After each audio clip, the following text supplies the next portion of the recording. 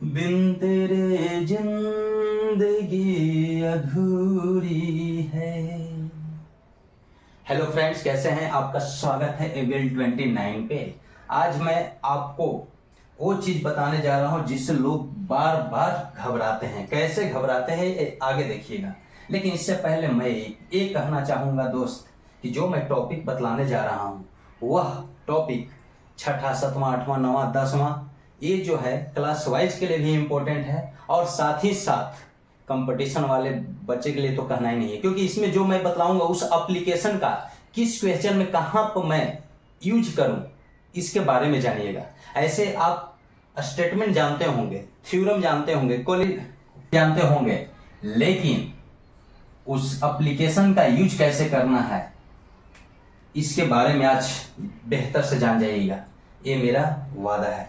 आज देखिए, लेकिन इससे पहले इस वीडियो को अपने सभी दोस्तों में शेयर कर दीजिए और बच्चे से लेकर बूढ़े तक के लिए फायदेमंद होने जा रहा है।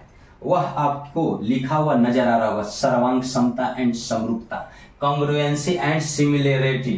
तो सिमिलर है या कॉन्ग्रुएंट है, कोई भी, इसका मतलब क्या होता है, और वह भी हम पढ़ेंगे किसमें?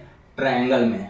किसमें पढ़ेंगे? ट्रायंगल में। सबसे पहले दोस्त आप ये जानना है, ट्रायंगल जानते होंगे कि त्रिभुज होता है, ट्रायंगल त्रिभुज होता है हिंदी में, और ये आप जानते होंगे कि इसका ऐसे बनता है, ऐसे, यही ना।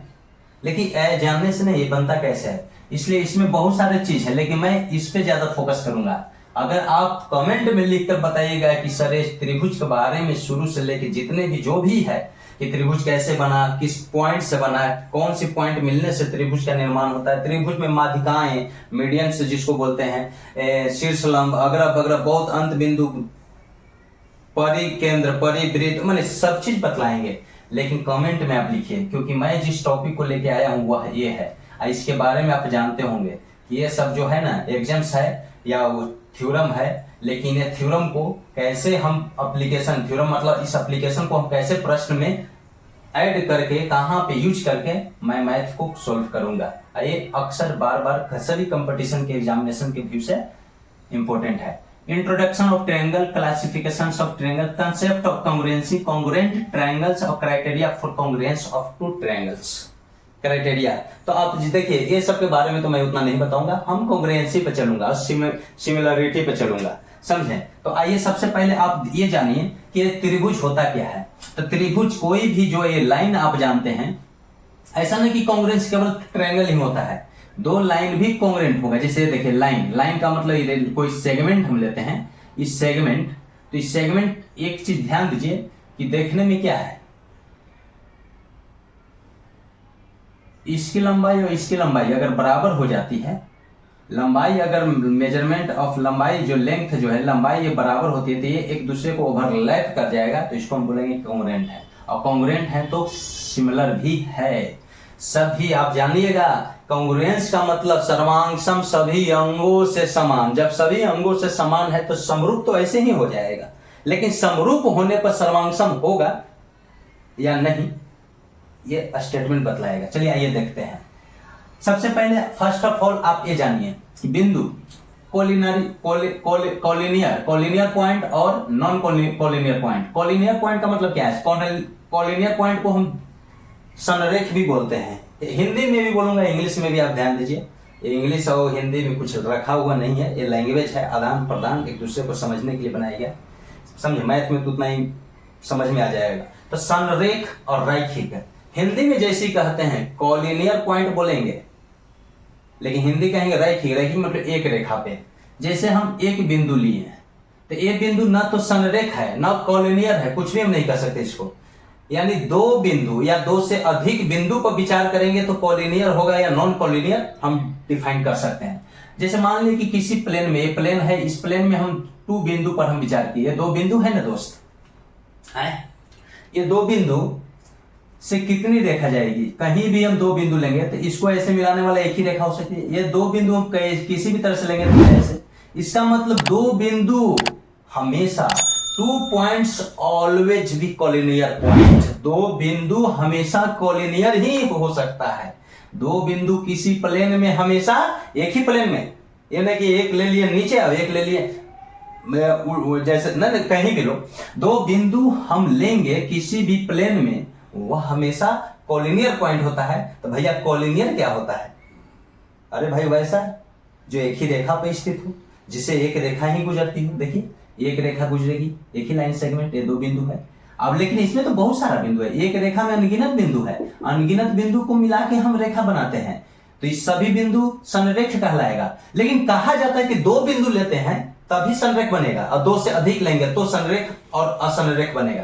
तो कॉलिनियर पॉइंट, दो बिंदु हमेशा एक ही लाइन पे स्थित रहेगी, इसलिए two points always be collinear point. ठीक, हमेशा will be collinear point always, समझा? ये ध्यान दीजिए। बट जैसे हम तीन बिंदु लेते हैं दोस्त, ये देखिए ये तीन बिंदु लिए, तो ऐसे लेंगे तो ये देखिए, तो ऐसे मिलाएंगे, यहाँ पे लिख रहे थे मत समझिएगा। तो ये क्या है, इससे एक रेखा गुजर रही है, पी क्यू आर, तीन पॉइंट है।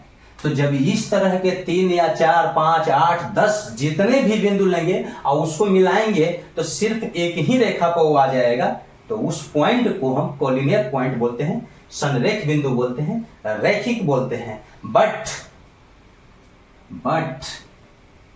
त्रिभुज बनने के लिए, जैसे मान लेते हैं एक पॉइंट यहां लिया, एक पॉइंट यहां लिया और एक पॉइंट ऐसे ले लिया। अब इस तीनों को एक रेखा पे ला सकते हैं। अगर इसको हम ऐसे मिलाएंगे तो ए हो जाएगा, इसको ऐसे मिलाएंगे तो ए हो जाएगा, और ऐसे मिलाएंगे तो ऐसे, तीन को रेखा यहां मिल गया। इंटरसेक्ट तीनों कर रहा है।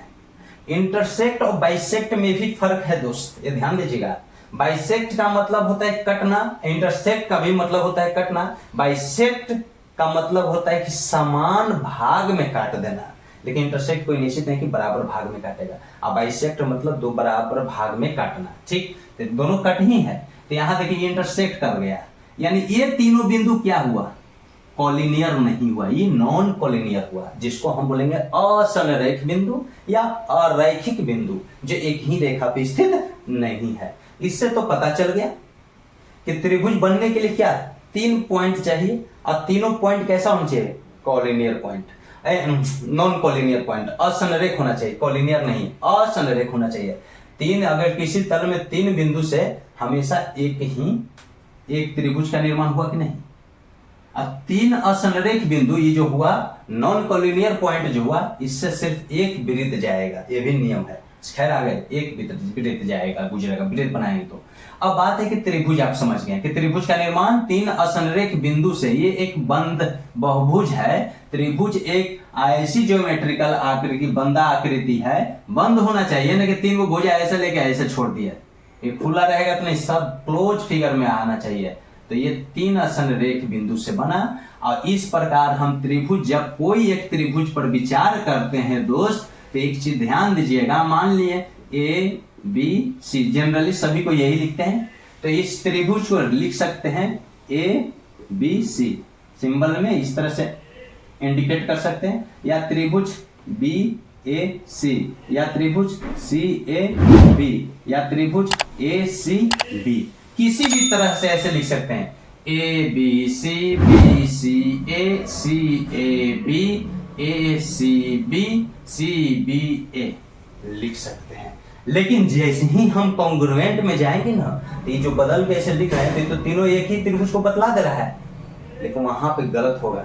इसलिए अब चलिए ये जान गए, तो त्रिभुज में, त्रिभुज को तो हम ऐसे लिख दिए, जिसमें 6 पार्ट होता है दोस्त, तीन गो भुजा ए बी बी सी और सी है, ए बी बी सी सी है। कोई निश्चित है कि ऐसे कहेंगे, ये ए बी ना कह के हम इसको बी ए भी कह सकते हैं, ए से बी तक की दूरी ए बी, समझे, ऐसे भी दिखा सकते, रेखाखंड है। सी बी भी कह सकते हैं, चाहे ए सी भी कह सकते हैं, राइट। लेकिन ध्यान दीजिए कि ए सी, ये भुजा है तो सी ए कहिए चाहे ए सी कहिए, ठीक, ये हो गया। यहां तक भी जानते होंगे कि अगर ए सी की लंबाई 5 एल मीटर है, तो ये कैपिटल एल नहीं लिखा जाता है। मैथमेटिशियन रूल्स में किसी भी रेखाखंड अगर ए बी की लंबाई एल मीटर है तो स्मॉल एल लिखिए, चाहे सिर्फ ए बी लिखिए, दो बिंदु के रूप में लिखेंगे तो कैपिटल लेटर, ये बिंदु कभी भी कैपिटल लेटर से डिनोट होता है, ये भी जानते होंगे। चल ये वैसे बेसिक है, हम मेन चीज सर्वांगसम और समरूपता के बारे में बता रहे हैं, इसको कहां पे यूज कैसे करते हैं, खैर वो चीज भी जानिएगा, लेकिन कमेंट में लिखिए और शेयर कीजिए वीडियो को, समझे। 6 पार्ट तो 3 गो भुजा हो गया और 3 गो कोण होता है, 3 गो कोण होता है, कोण ए बोलिए, कोण बी बोलिए और कोण सी। लेकिन क्या कोण ए बोलने से ए बन गया? कोण को भी बनाने के लिए कोण ऐसे बनता है, ये कोण है तो ये अगर ये कोण है तो इसको दिखाना है तो यहाँ पर ए ओ और यहाँ बी, दो किरणें तो ए ओ बी, इसको ए ओ बी, जिस बिंदु पर कोण बनता है उस बिंदु को बीच में रखिएगा और बाकी 2 बिंदु और रहेगा जो लेफ्ट राइट में रहेगा। किधर रहेगा? वो दोनों बिंदु को कहीं भी रखिए, उससे मतलब नहीं है, लेफ्ट राइट में। जैसे मान ली ए कोण को दिखाना है तो कोण ए ऐसे लिख देंगे तो यहाँ चल जाएगा, लेकिन इसी में ऐसे त्रिभुज रहेगा, वैसे वैसे काट दिया जाता है और ये डायरेक्ट लिख देंगे तो गड़बड़ा जाएगा, गड़बड़ हो जाएगा। तो ए बिंदु को दर्शाने के लिए हम ए को बीच में तो रख दिए, एकदम क्लियर दर्शाना है। अब बाकी कैसे बन रहा है? बी ए सी चाहे सी ए बी, लेकिन ए बीच में रहेगा। जिस कोण पर विचार करेंगे उस पॉइंट, जिस पॉइंट पे कोण बन रहा है उस पॉइंट को बीच में रखिए, बाकी एगो बी है और एगो सी है, ऐसे रख दीजिएगा। चाहे सी इधर रखिए, ए बीच में रहेगा लेकिन बी रखिए और ऐसे दिखाइए, तो ये हो गया एंगल ए है। समझ गए यहां तक? तो 6 गो 3 एंगल और 3 गो भुजा, ये 6 पार्ट होते हैं और 6 पार्ट 2 या 2 से अधिक त्रिभुज पर विचार करेंगे, 6 पार्ट पूरी तरह से बराबर हो जाएगा तो उसको हम सर्वांगसम त्रिभुज बोलेंगे। सभी अंगों से बराबर है, एक दूसरे पर बैठाएंगे फिट हो जाएगी, ओवरलैप कर जाएगा। लेकिन समरूप में क्या है? आइडेंटिकल, समझे? सभी अंग नहीं बराबर होता है, शेप बराबर होता है। चलिए आइए देखिए उसका क्या है। अब आइए, एक कोण भी जान गए, सब चीज जान गए, पॉइंट जान गए, बहुत सारा चीज है दोस्त, बने रहिए, शेयर कीजिए। अब बताइए, नहीं समझ में आएगा फिर से वीडियो आ जाएगा। चलिए कॉन्ग्रुएंस क्या है भाई? सर्वांगसम है तो क्या है? कॉन्ग्रुएंस क्या है? 2 geometrical figures having exactly same shape and same size are known as congruent figure.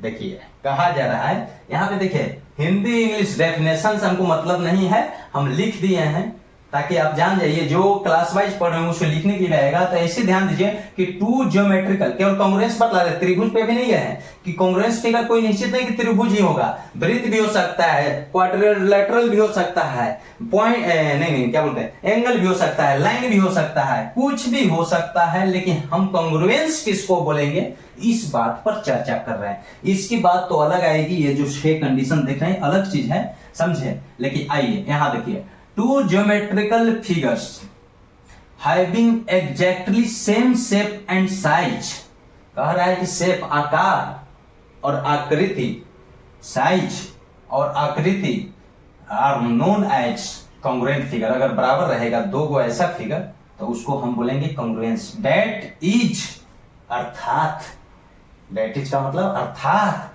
one can be superimposed on the other to cover it exactly। कहने का मतलब सुपर इम्पोज्ड करना चाहिए, एक को दूसरा पर रखेंगे तो सुपर इम्पोज्ड का मतलब क्या होता है? ओवरलैप, पूरी तरह से इम्पोज करेगा, समझे। जैसे मान लिए कि 1-2 रेखा हम लिए, ये रेखा इस पे रखेंगे, ये रेखा को हम इस पे रखेंगे तो क्या ऐसे देखने में बड़ा छोटा मत देखो, मान लिया लो ना भाई, लो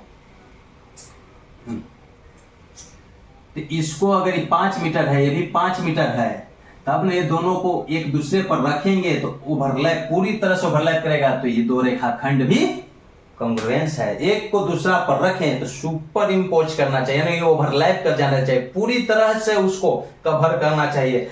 ये कवर तभी करेगा, एंगल बराबर होगा, चाहे जो भी बराबर होगा, लंबाई बराबर होगा, उसका जो भी हो। जैसे देखिए मान लिए कि ए वृत्त है, एक वृत्त हम ए लिए, वृत्त को कभी भी हम दिखाते हैं सी मतलब सर्कल, यहाँ सेंटर ओ लिए, ओ आर का मतलब त्रिज्या, ओ 1 ले लिए और R1 ले लिए, ठीक। कहने का मतलब यहाँ पे सेंटर अलग है, यहाँ त्रिज्या अलग। ये एक वृत्त है जिसकी सेंटर O है और त्रिज्या R है। R का मतलब त्रिज्या क्या जानते होंगे? ऐसा नहीं, अब पीछे तो मैं नहीं जाऊंगा, वही इसलिए लिख रहा हूं एकदम कमेंट ठोक दीजिए, ठोकते रहिए कमेंट कि क्या क्या चाहिए, क्योंकि हर एक चीज एक दूसरे पर डिपेंड है, समझे। तो एक चीज ध्यान दीजिए, त्रिज्या यहाँ हम 5 मान लेते हैं, आर है, और यहाँ पे भी ओ सेंटर है, ओ डैश है, भले हम अलग सेंटर अलग है, और आर डैश हम ले लिए, मान लिए 5 ही। अब आप ध्यान दीजिए, जब दोनों की त्रिज्या बराबर है, सेंटर कुछ भी है, ओ डैश है, वो है, लेकिन त्रिज्या तो सेम ही है ना, ये आर भले लिखे हैं R1 लिखे, लेकिन यहाँ 5 दिखा रहा है, बराबर अगर है तो जस्ट इसको इस पे रखेंगे तो ओवरलैप कर जाएगा, इसको ऊपर रखेंगे पूरी तरह से ढक लेगा, और जब पूरी तरह से ढकेगा दोस्त, एरिया क्या हो जाएगा, ये अंदर वाला जगह बराबर हो जाएगा, तब एरिया क्या हो जाएगा, इक्वल हो जाएगा, दोनों का एरिया क्या होगा, इक्वल होगा। तब कहा जा रहा है दोस्त, एक कंडीशन और आता है, लेकिन जैसे हम यहाँ पे 7 रखते हैं त्रिज्या, तो यह ओवरलैप करता नहीं, 7 है तो बाहर चला जाता, पूरी तरह से कवर नहीं करता, ठीक, पूरी तरह से कवर नहीं करता, तो कांग्रेंस नहीं होता, लेकिन देखने में वृत्त जैसा लग रहा है ना।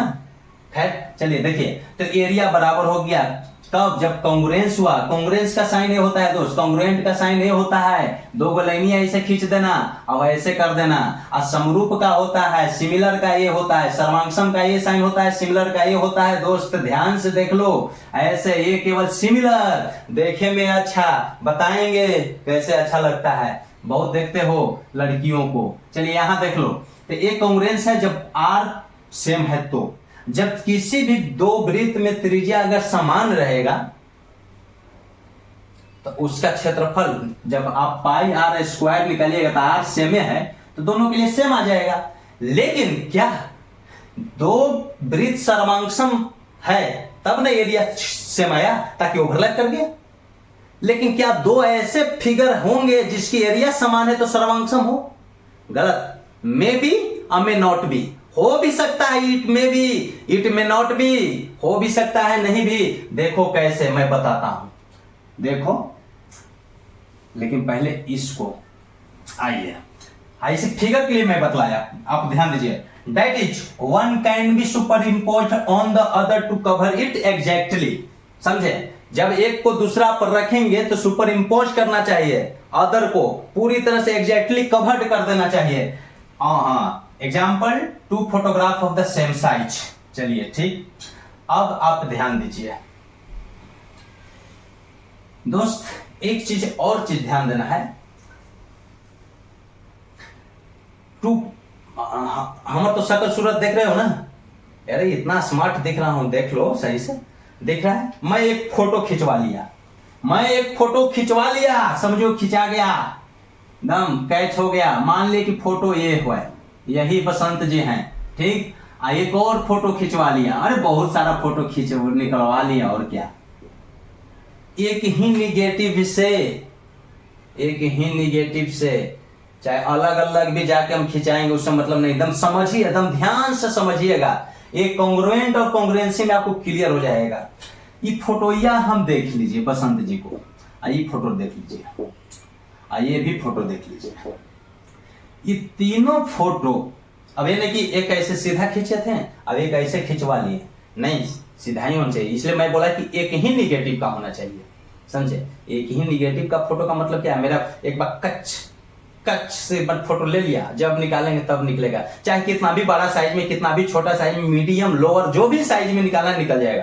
लेकिन अगर दूसरा निगेटिव, तो दूसरा निगेटिव बकलोलवा चेहरा इधर कर ले रहा भाई है, तो वो अलग हो जाएगा, देखने में आपको नहीं फिर सिमिलर लगेगा। अब देखिए, ये फोटो मैं निकाल लिया, मान ले कि मेरा फोटो तुमने खींच लिया, निगेटिव बन गया, उस निगेटिव तो 10 15 20 वो फोटो निकालिए, सब फोटो में नकिया मुंह वही रहेगा, एक जैसा दिखेगा, शेप समान है, शेप हमेशा समान है सब फोटो में। ये ना कि नाक ऐसे हो जाएगा, कान ऐसे हो जाएगा, नहीं, सब में समान है, वही आइडेंटिकल है, सिमिलर बोलेंगे। चाहे फोटो के साइज कितना भी बड़ा क्यों न लो, वो एक ही निगेटिव से निकला हुआ सभी फोटो सिमिलर होंगे, बट सर्वांगसम हो भी सकते हैं, नहीं भी, लेकिन सर्वांगसम कब होंगे, जब फोटोइया के साइज बराबर हो। मान लिए इतना बड़ा फोटो निकाल रहे हैं पासपोर्ट साइज, तो सब इतने ही बड़ा फोटो रहेगा। ये दोनों फोटो देखने में बसंत जी नाक मुंह सब एक ही लग रहा है कि नहीं, इसलिए दोनों फोटो और साइज भी बराबर हो जाएगा। तो इसको यहां पे रख दीजिए, चाहे इसको इस पे रख दीजिए, एक को दूसरे पर अदर पर रखेंगे तो सुपर इंपोज करेगा, ओवरलैप करेगा, पूरी तरह से ढक लेगा। इसका मतलब ये दोनों फोटो सर्वांगसम है, सभी अंगों से बराबर है। अब बात है, ई मान ली कि थोड़ा सा बढ़ गया, बड़ा फोटो हो गया, इसी निगेटिव का निकला हुआ फोटो है, बड़ा हो गया, तो क्या इसको ढकेगा? नहीं। तो ये दोनों सर्वांगसम नहीं है, सर्वांगसम नहीं कहलाएगा, सभी अंश बराबर नहीं है, साइज अलग हो गया, बट सिमिलर है, समरूप है, क्योंकि देखने में आइडेंटिकल है, एक ही तरह के दिख रहा है, नकवा मुंहवा सब फोटोया में हम समान है।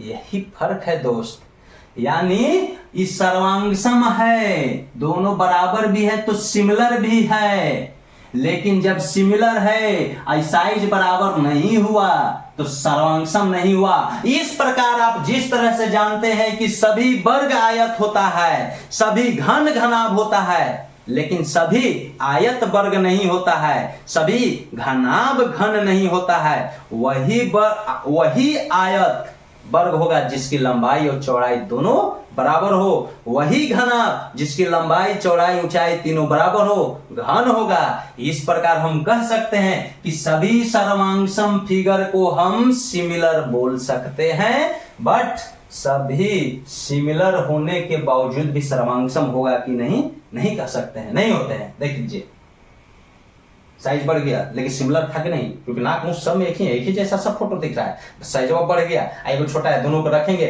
ओवरलैप नहीं किया तो सिमिलर तो है, सर्वांगसम नहीं है, सभी अंश बराबर नहीं, लेकिन साइज जैसी फोटो, दोनों फोटो का साइज हम बराबर लिए तो ये दोनों सर्वांगसम भी हो गया। अब देखने में भी एक जैसा, शेप भी समान है, आइडेंटिकल है, तो वह समरूप है। आई होप कि आप सब यहां तक समझ गए होंगे और यह भी पता चल रहा होगा कि आगे मजा ही आने वाला है। जब यहां समझ गए तो और आगे जरूर समझिएगा दोस्तों, समझें। देखिए दोस्तों, मैंने बताया यहीं पे नोट ध्यान दीजिए, वीडियो लंबा होगा उसको मैं छोटे छोटे पार्ट में डालूंगा, आप शेयर कीजिए, क्या चाहते हैं एक घुसा दूंगा, दिल दिमाग सब नस नस में घुस जाएगा, बॉडी के हर एक पार्ट में ना घुस गया ना, मैं पढ़ाना छोड़ दूंगा, समझा? ये चोटी वाले बाबा की कसम। चलो देखो, if two plane figures are congruent then their areas are equal. कहने का मतलब है कि दो प्लेन फिगर, प्लेन का मतलब दो तरह के फिगर होते हैं, सॉलिड प्लेन फिगर और सॉलिड फिगर। चलिए यहां देखिए, प्लेन फिगर अगर लेते हैं, त्रिभुज ये सब जो है 2 डायमेंशनल फिगर, तो दो को प्लेन फिगर जैसे मान लिए,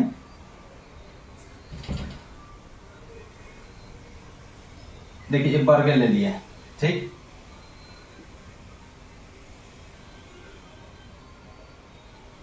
दोनों सेम भी हो सकता है, एक त्रिभुज में भी लेते, त्रिभुज ऐसे आप जानते होंगे, त्रिभुज हम ले लिए, मान लीजिए त्रिभुज में ले लिए, चलो त्रिभुज देखते हैं, चाहे सर्किल है, एक कोई सर्किल ले लेते हैं, चलो 5 ही लेते हैं, सर्किल से नहीं कुछ भी ले सकते हैं, कोई दिक्कत नहीं, त्रिभुज ही ले लेते हैं, चलो बेस 10 ले लेते हैं, चलो ऊंचाई 5। ये देखिए, मान लिया 5 5 5 5 है, ठीक, आइए भी 10 10 10 10 है। कह रहा है कि 2 plane figures are congruent then area, अगर दो फिगर कॉन्ग्रुएंट है तो एरिया बराबर हो जाएगा। कॉन्ग्रुएंट का है, जैसे हम बताए ना कि वृत्त है, तो कॉन्ग्रुएंट का मतलब त्रिज्या बराबर होना चाहिए दोनों वृत्त का, तो यहाँ पे कॉन्ग्रुएंट होने के लिए क्या होगा, ये और ये कॉन्ग्रुएंट होगा, इसका मतलब क्या, इसको हम इस पे रखे तो पूरी तरह से ढक लेना चाहिए। तो मान लीजिए पहले से दिया हुआ है कि ढक लिया, ये 5 5 होगा तभी ना घर ढकेगा, या अब इसको हम इस पे रखेंगे और इसको इस पे रखेंगे तो ठीक ढक लेगा, पूरी तरह से ढकेगा, तो ये दोनों कॉन्ग्रुएंट फिगर हो गया। तो एरिया निकालेगा तो 5 × 5 25, 5 × 5 25, यानी एरिया हमेशा बराबर हो जाएगा। दो गो अगर कोई फिगर प्लेन फिगर, चाहे वह फिगर सेम ही हो, क्यों वर्गे क्यों ना हो, किसी भी तरह का हो, अगर कॉन्ग्रुएंट है सर्वांगसम है तो एरिया हमेशा बराबर होगा। बट एरिया, यहां देखिए, if areas of two plane figures are equal they may और मे नॉट बी कॉन्ग्रुएंट। कह रहा है कि अगर दो प्लेन फिगर का एरिया बराबर हो तो ये कोई जरूरी नहीं है कि वह कॉन्ग्रुएंट होगा। हो भी सकता है मे बी और मे नॉट बी, हो भी सकता है नहीं भी। देखिए कॉन्ग्रुएंट है तो सभी अंगों से बराबर एरिया निकालेंगे तो बराबर होना ही है, it may not be, it में भी हो सकता है, एकदम निश्चित श्योर कि अगर कॉन्ग्रुएंट है, कॉन्ग्रुएंट का मतलब क्या है, हम आप कॉन्ग्रुएंट है, दोनों चिपकेंगे पर मिल जाएंगे पूरी तरह से, पता नहीं चलेगा कि बसंत है कि वो राधिका है, समझे। खैर तो वहां पे एरिया बराबर है, पूरी तरह से ओवरलैप करने का मतलब एरिया बराबर है। लेकिन अगर दो फिगर ऐसा लेते हैं जो एरिया बराबर है तो क्या वो कॉन्ग्रुएंट हो सकते हैं? तो हो भी सकता है और नहीं भी हो सकता है, हो भी सकता है और नहीं भी हो सकता है। ये कोई जरूरी नहीं है कि एरिया बराबर होने पर कॉन्ग्रुएंट हो। कॉन्ग्रुएंट है तो एरिया तो जरूर बराबर हो जाएगा, लेकिन एरिया बराबर है दो फिगर का तो ये कोई जरूरी नहीं है प्लेन फिगर हो कॉन्ग्रुएंट हो जाएगा। जैसे देखिए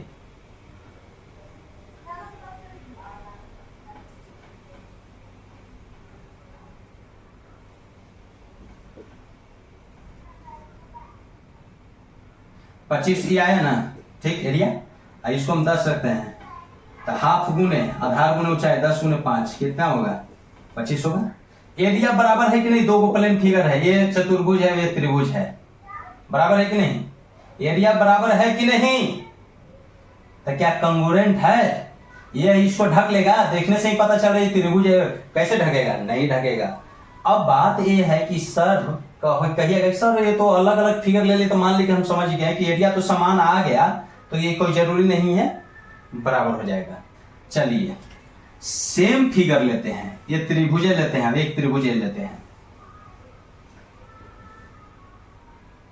ये शीर्षलंब है 5 ही लेते हैं, ये आधार कितना 10, कितना आया एरिया 25, ठीक। ये शीर्षलंब हम 10 लेते हैं, आधार कितना लेते हैं 5, तो एरिया क्या आएगा 25 आएगा। लेकिन अब ध्यान दीजिए ये दोनों त्रिभुज ही है, एक ही तरह के प्लेन फिगर है, दो फिगर है, शीर्षलंब 5 आधार 10 25 एरिया, शीर्षलंब 10 आधार 5 तो 25। तो क्या ये दोनों कॉन्ग्रुएंस होगा? एरिया बराबर है, क्या ये एक दूसरे को ढकेगा?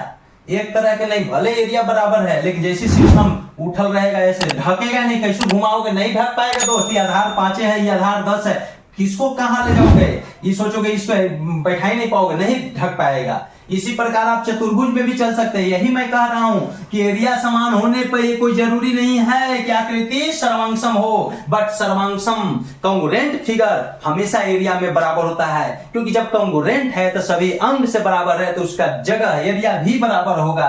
बट जब एरिया बराबर है तो कोई जरूरी नहीं है तो दोनों ओवरलैप भी कर जाएगा। मान लेते हैं ये आयत लिए, एक हम आयतें लेते हैं, लंबाई है 20, चौड़ाई है 10, 200 हो गया एरिया।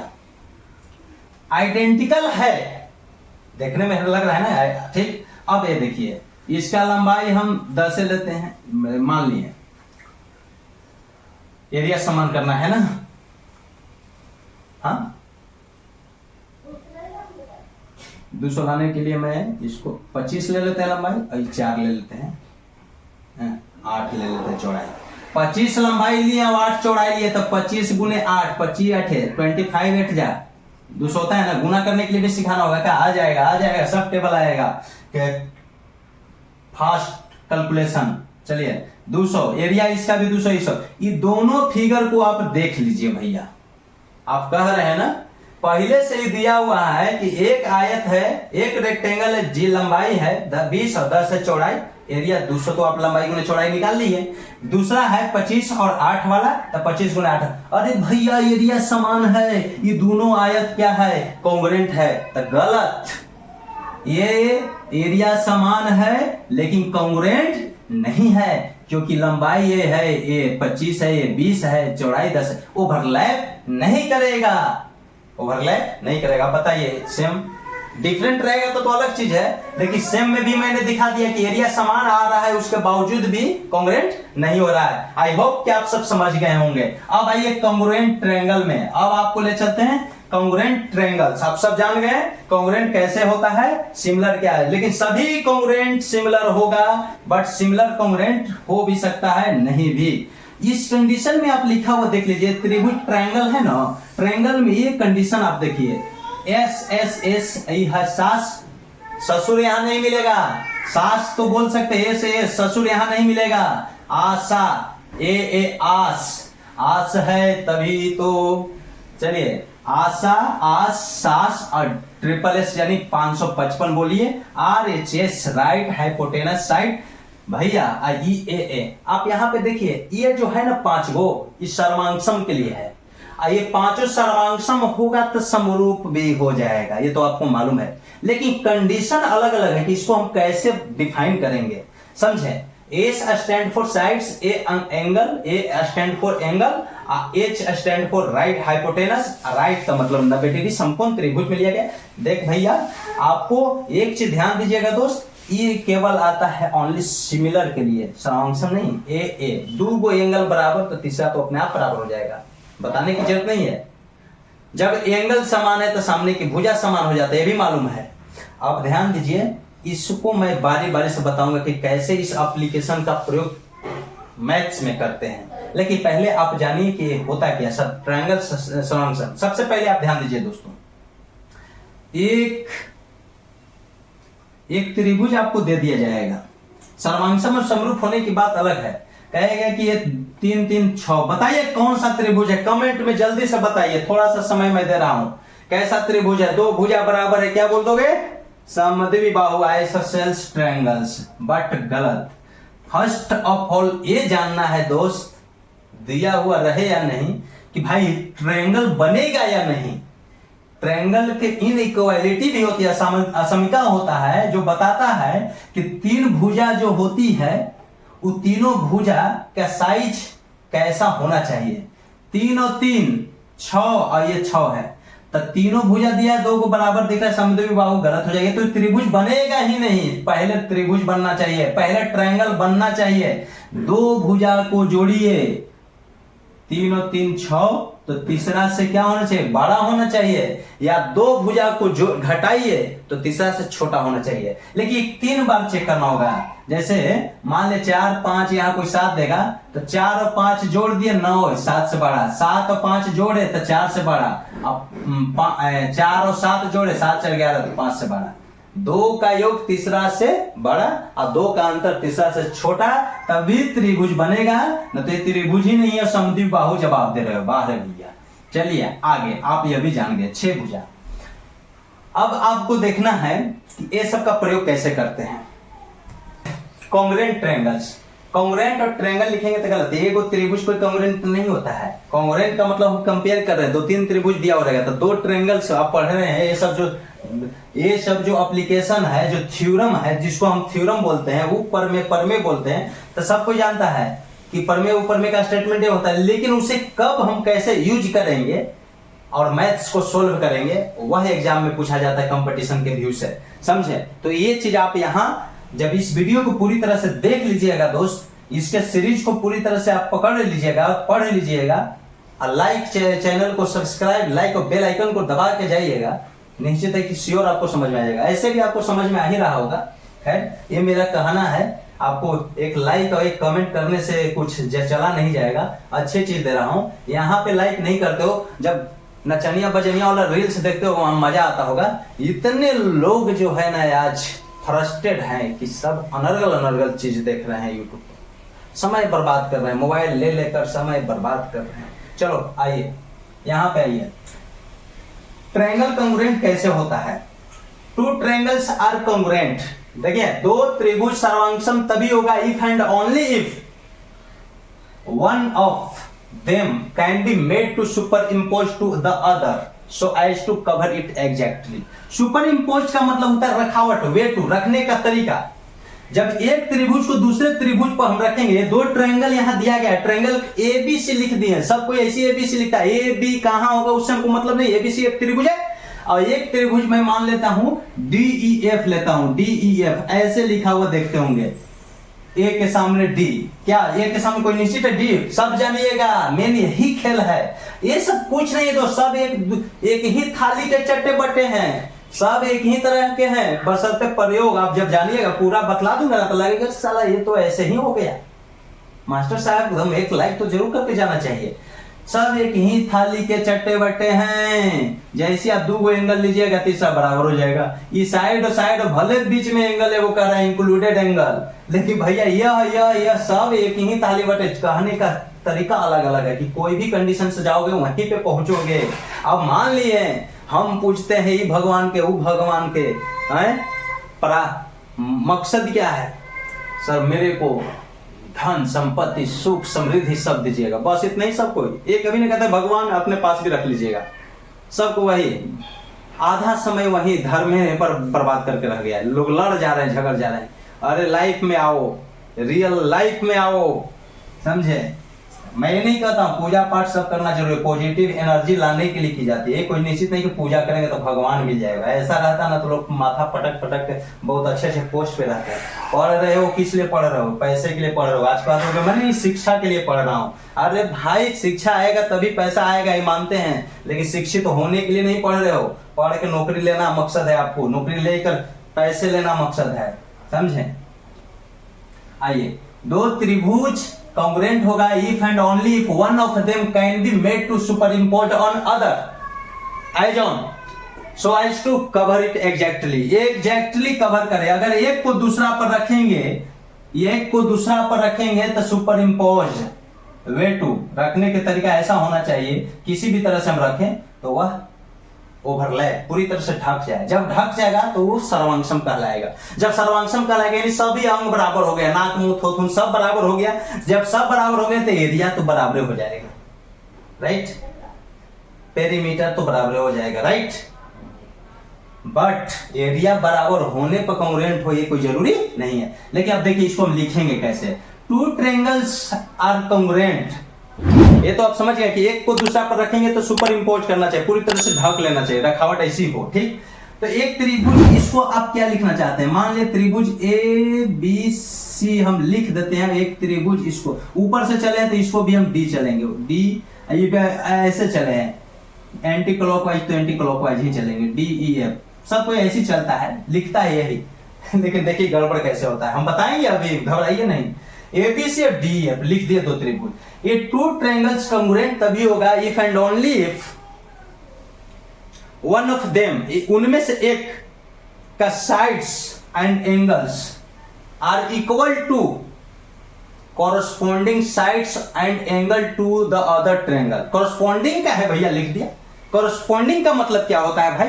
कॉरस्पॉन्डिंग का मतलब ये होता है दोस्त कि हम चल रहे हैं पूरब की ओर तो हमारे मेहरारू पूर्वे चलना चाहिए, पश्चिम चला तो समझो कि जो गड़बड़ा जाता ये रास्ता है, समझा?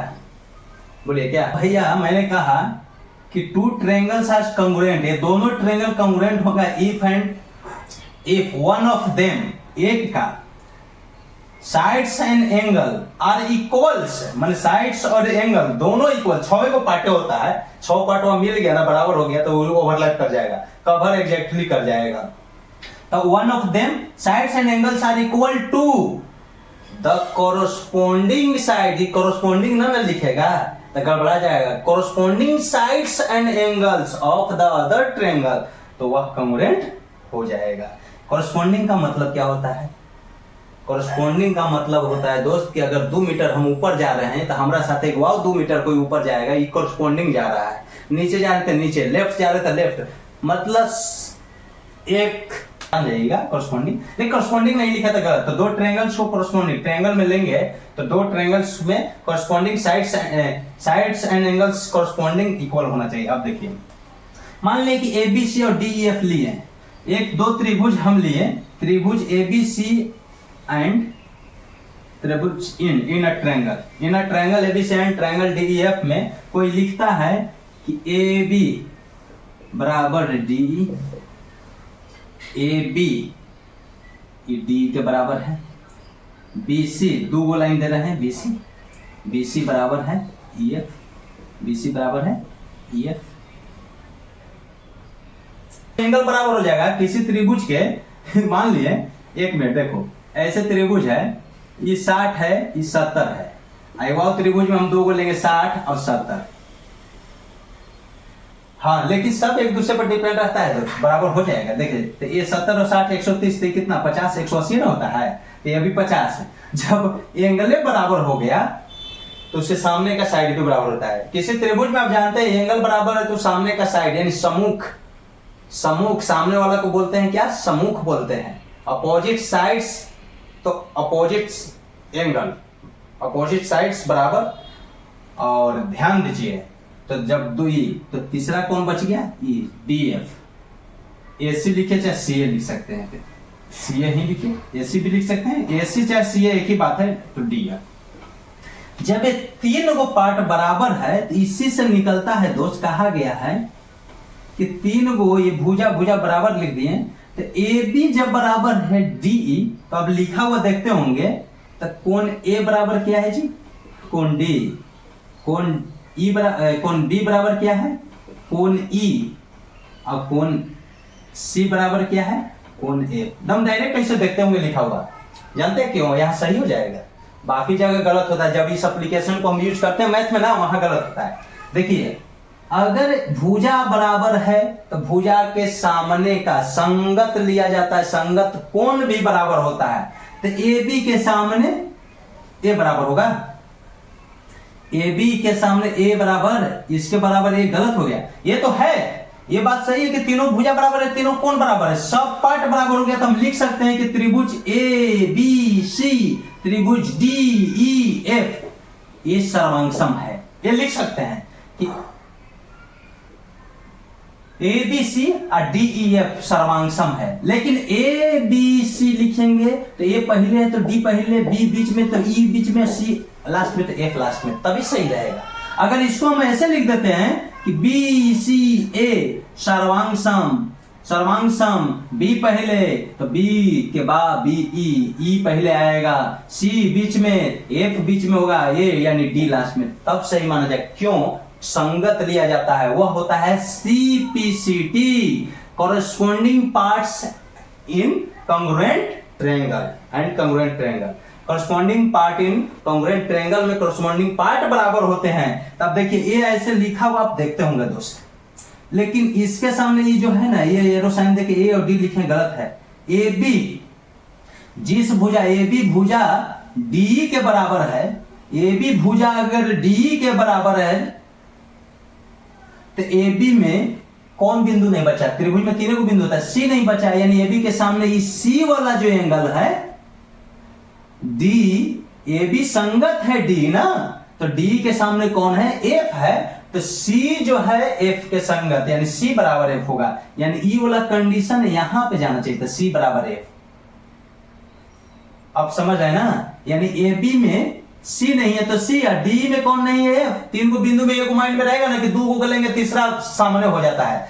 कोण भी अगर एफ कोण के सामने कोई भुजा पूछेगा कि एफ के कोण के सामने की भुजा क्या है, तो एफ में डी एफ में एफ हटाइए डी डी, और डी बोलिए चाहे ए डी बोलिए, बात बराबर है। तो ध्यान दीजिए सी बराबर एफ, और बीसी में ए नहीं है तो ए बराबर ई एफ में डी, और एसी में बी नहीं, डी एफ में ई नहीं। यानी बी जहां रहेगा वहां ई रहेगा, ए जहां रहेगा वहां डी रहेगा, और सी जहां रहेगा वहां एफ रहेगा। वही मैं देखिए बी जहां रहेगा वहां ई रहेगा, सी जहां रहेगा वहां एफ रहेगा, और ए जहां रहेगा वहां डी रहेगा। ये लास्ट में है तो डी लास्ट में, तब ये कॉन्ग्रुएंसी सही रहेगा, यानी ओवरलैप करेगा, यानी इसका एरिया भी बराबर हो जाएगा, right.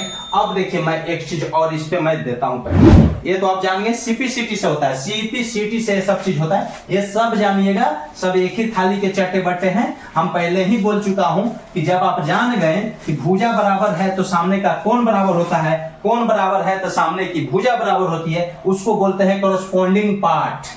Corresponding angle, corresponding side हमेशा बराबर होता है, ये त्रिभुज का नियम है। मान लिए एक त्रिभुज दे दिया गया ए बी सी, एक त्रिभुज दिया गया पी क्यू आर। त्रिभुज भले दिया हुआ किसी तरह से है दोस्त, लेकिन कोई जरूरी नहीं है कि यही कंडीशन में हम लिख देंगे कि ए बी सी सर्वांगसम है पी क्यू आर। ये गलत भी हो सकता है, वो मैं यहां दिखाता हूं, आप दम बैठे रहिए। आइए यहां मैं बताता हूं, त्रिभुज ABC और एंड त्रिभुज PQR में मैं चल रहा हूं तो देख पा रहा हूं दोस्त, क्या देख रहा हूं, दो को फिगर बना देंगे, इसके बारे में तो बाद में जानेंगे। फिगर के लिए देखिए यहां फिगर बनाएंगे, रुक जाइए, थोड़ा सा आप ध्यान दीजिए। फिगर अभी बनाने की जरूरत नहीं, आप जान रहे हैं कि 3 गो बिंदु है। त्रिभुज ABC में AB के सामने कौन होगा, तो जो नहीं है C नहीं है तो C, BC के सामने क्या नहीं होगा, तो A नहीं है तो A के सामने क्या होगा, A कौन है तो A के सामने BC। ना ध्यान से देखिए, A बोल दिए मान लिए तो A, तो त्रिभुज ABC में BC नहीं है, यानी A के सामने BC होगा, श्योर। ऐसे चलेंगे, कोई जरूर नहीं फिगर देखना है। हम ABC में मान लेते हैं, हम लिख देते हैं कि AB भुजा बराबर है भाई PR, ठीक, AB भुजा बराबर PR है दोस्त, लिख रहे हैं, होगा देख लीजिए कैसे, AC बराबर PQ और BC बराबर QR, लिख दिए। तो ABC सर्वांशम PQR लिख सकते हैं, ये बराबर दिया हुआ है। जब तीनों भुजा बराबर है तो तीनों कोनों तो बराबर हो ही गया। CPCT से हम ये तो जान रहे हैं कि ये दोनों त्रिभुज सर्वांशम तो है, ये दोनों त्रिभुज एक दूसरे को ओवरलैप करेगा, एग्जैक्टली दम कवर कर लेगा, एक सुपर इम्पोज करेगा, बट क्या लिखावट यही रहेगा। तो इसके लिए दोस्त या तो फिगर बना लो, अब किसके पास हो, चोटी वाले बाबा के पास हो, आके देखो ये इसका कमाल बिना फिगर के दम बनेगा। पहले फिगर बना लूं, पहले बिना फिगर के नहीं, पहले आप फिगर से समझ जाइएगा। चलिए बिना फिगर के दिखाता हूं। देखिए दोस्त, ये लिखा हुआ सही है या और कुछ और आएगा, ABC सर्वांशम PQR, ये सही लिखा हुआ है जब ये कंडीशन है। तो ABC PQR में मैं चल रहा हूं कि AB बराबर PR, AC बराबर PQ और BC बराबर QR है, तो क्या ये स्टेटमेंट सही है या नहीं। बिना फिगर के कैसे देखना है, तो कुछ नहीं करना है, आंख मूंद लो, देख लोगे, आंखों मूंद के देख सकते हो। कौची है, AB बराबर PR है, ये तो देखना ही पड़ेगा। AB में क्या नहीं है, C नहीं है, इसके कोरस्पोंडिंग जाएंगे, ऐसे लाइन बनाना, कौन बिंदु कहां रहेगा पता चलेगा। AB में क्या नहीं है, C नहीं है, तो C लिख दिया, एंगल C बराबर। PR में क्या नहीं है, Q, PQR में से PR ले लिए तो QN नहीं है, तो C और Q अपने स्थान पे रहेगा। देख लो भैया, C लास्ट में है और Q यहां बीच में है, कैसे सही हो जाएगा। आई एम राइट, लाइक बनता है ना, ठोक दो ठोक दो, यहां सब मिलेगा, मैथ रीजनिंग सब मिलेगा। वो पे पहले एक चैनल था स्मार्ट क्लासेस पे बसंत सर, वहां इंग्लिश चलेगा, समझा। आइए देखिए, तो C बराबर Q, ये तो ऐसी गलत हो गया, हम लिखेंगे कैसे सर जी, देख लीजिए यहां ये कोरस्पोंडिंग। AC बराबर PQ भुजा है, AC को भले CA भी कर सकते हैं, इसको CA भी कर सकते हैं, वो मैं बोला हूं, AC कहो चाहे CA, यहां से वहां जाओ चाहे वहां से यहां, बात बराबर। AC में B नहीं है, अब B बराबर PQ में R नहीं, यानी B जहां है वहां R रहेगा। PQ में क्या नहीं है, AC में B नहीं है, अब PQ में R नहीं है, यानी B R की जगह पर। ऐसे तो C नहीं है, यहाँ Q नहीं है, CQ की जगह पर। बाकी तीसरा तो पता चल जाएगा, जब 2 को पता चल गया, C और B पता चल गया तो A न बच गया, तो A, अब Q और R पता चल गया तो P बच गया, तो यहाँ BC में A, अब QR में P नहीं है तो P, यानी A जहां रहेगा वहां P, B जहां रहेगा वहां R और C जहां रहेगा वहां Q। अब बात रहा कि हम लिखेंगे कैसे, अब बात रहा कि हम लिखेंगे कैसे। तो त्रिभुज मान लिया आप ABC लिखते हैं, या मान लिया त्रिभुज BCA लिखते हैं, या मान लिया त्रिभुज CAB लिखते हैं, और ऐसे कोई एगो तो लिखा हुआ रहेगा, कोई एगो तो लिखा हुआ रहेगा, कोई एगो लिखा हुआ रहेगा। हाँ, तो ABC लिख दिए, तो A पहले A, तो AP और BR, यानी AP P और R और बाकी Q, तब ये सही माना जाएगा। B पहले लिखे हैं तो B वाला R है, R पहले लिख देंगे, फिर उसके बाद C है, C Q है तो Q लिखेंगे, और तब P। 2 को लिख दिया तो तीसरा बिंदु या तो पता नहीं रहेगा, दूसरा है, और C पहले है तो C का मतलब Q, C का मतलब Q, ए बीच में है, ए का मतलब पी, तो तीसरा आर। ये लिखावट चलेगा दोस्त, घबराओ नहीं, बहुत चीज है, मैं इतना प्रैक्टिस कराऊं घुस जाएगा, नस नस में मेरा आवाज घुसेगा, गूंजेगा, समझे? तब कहोगे तेरे जैसा यार कहाँ, तेरे जैसा यार आना। चलिए आइए, अब देखिए इस त्रिभुज को मैं बनाता हूं, देख लीजिए, ए बी सी, त्रिभुज पी क्यू आर। अब आप ध्यान दीजिए, इसी चीज को देखिए, ए बी बराबर पी आर था, ए बी लिख तो दिए ऐसे, कोई जरूरी नहीं है ऐसे, तो ए बी बराबर है पी आर, ए बी का मतलब पी आर के बराबर, एक लाइन से काट दिए। जब ए बी बराबर पी आर है तो ए बी के सामने सी का एंगल और पी आर के सामने क्यू एंगल के बराबर हो जाएगा, सामने का बराबर, corresponding part and congruent triangle always be equal. अब देखिए ए सी बराबर पी क्यू लिखे थे दोस्त, ए सी, ए सी है, अब पी क्यू ए, तो ए सी के सामने ये बी, दो लाइन खींचेंगे, और पी क्यू के सामने ये आर, दो लाइन, यानी जहां बी रहेगा वहां आर रहेगा। अब बाकी तीसरा क्या बन गया, बी सी, तो बी सी, अब यहां तीसरा क्यू आर, यानी बी सी के सामने ई ए, तीन, तो ए पी, ए बराबर पी नहीं था, ऐसे दोस्त लिखा जाता है। नेक्स्ट क्लास में दोस्त ये बताऊंगा, नेक्स्ट क्लास तक बने रहिएगा, ये जो है जस्ट कल के क्लास में आपको मिल जाएगा ये कि इसका मतलब क्या होता है, कैसे मैं यूज करूंगा, मैथ भी दूंगा, आपको जाना नहीं है पहले ही, लेकिन ये ध्यान दीजिएगा जो बताया सीपीटी सीटी एकदम ध्यान रखना है। थैंक यू दोस्त।